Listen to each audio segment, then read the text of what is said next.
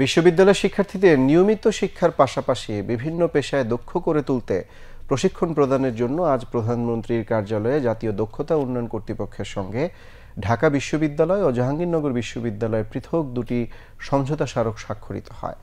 বর্তমান প্রতিযোগিতামূলক বিশ্বে টিকে থাকতে এবং বেকারত্ব দূরীকরণে এই উদ্যোগ বিশ্ববিদ্যালয় পর্যায়ে শিক্ষার্থীদের বিভিন্ন পেশায় দক্ষতা বাড়াতে গুরুত্বপূর্ণ ভূমিকা রাখবে বলে মনে করেন সংশ্লিষ্টরা।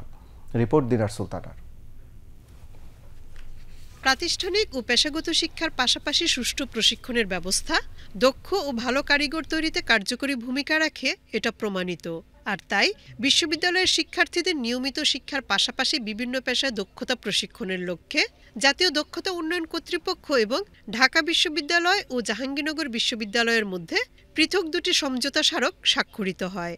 জাতীয় দক্ষতা উন্নয়ন কর্তৃপক্ষের পক্ষে সদস্য মোহাম্মদ জোহর আলী, ঢাকা বিশ্ববিদ্যালয়ের পক্ষে কোষাধ্যক্ষ অধ্যাপক মমতাজউদ্দিন আহমেদ এবং জাহাঙ্গীরনগর বিশ্ববিদ্যালয়ের পক্ষে কোষাধ্যক্ষ অধ্যাপক ডক্টর রাশেদা আক্তার সমঝোতা স্মারকে স্বাক্ষর করেন।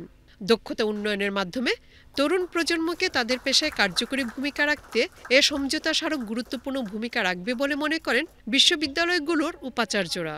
চাকরির বাজারে উপযোগী করে শিক্ষার্থীদের গড়ে তোলার জন্য আমরা কার্যক্রম ইতিমধ্যেই শুরু করেছি। আজকের সমঝোতা স্মারক এর প্রেক্ষিতে আমরা একটি মাইল ফলক অর্জন করতে যাচ্ছি। সমন্বিত প্রয়াসের মধ্যে দিয়ে আমাদের শিক্ষার্থীরা যাতে করে কোনোভাবেই বেকার না থাকে, হতাশা না থাকে, আমাদের শিক্ষার্থীদেরকে যেন আমরা বাজারমুখী যে শিক্ষা এবং দক্ষতা বৃদ্ধির জন্য যে ধরনের প্রশিক্ষণের দরকার, সেই প্রশিক্ষণ আমরা বিশ্ববিদ্যালয় পর্যায় থেকে বের হওয়ার আগেই যেন দিতে পারি। অনুষ্ঠানে জাতীয় দক্ষতা উন্নয়ন কর্তৃপক্ষের কার্যক্রম তুলে ধরেন এর নির্বাহী পরিচালক।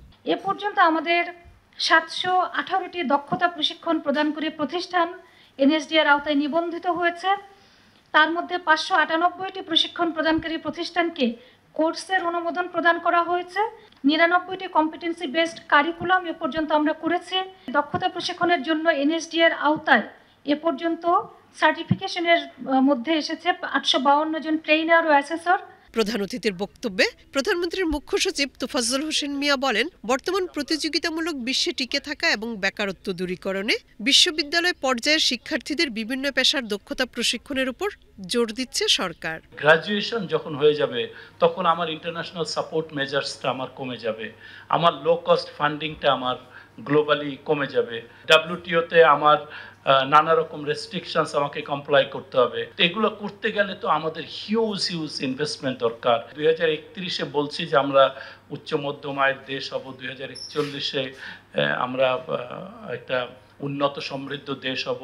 তো সেই জার্নিরই একটা বড় পার্ট হচ্ছে আমাদের স্কিলস ডেভেলপমেন্ট অথরিটি। অনুষ্ঠানে ঢাকা বিশ্ববিদ্যালয় ও জাহাঙ্গীরনগর বিশ্ববিদ্যালয়ের উপাচার্য, বিভিন্ন অনুষদের ডিন, রেজিস্ট্রার এবং প্রধানমন্ত্রীর কার্যালয় ও জাতীয় দক্ষতা উন্নয়ন কর্তৃপক্ষের ঊর্ধ্বতন কর্মকর্তাবৃন্দ উপস্থিত ছিলেন। দিনার সুলতানা, বাংলাদেশ টেলিভিশন, ঢাকা।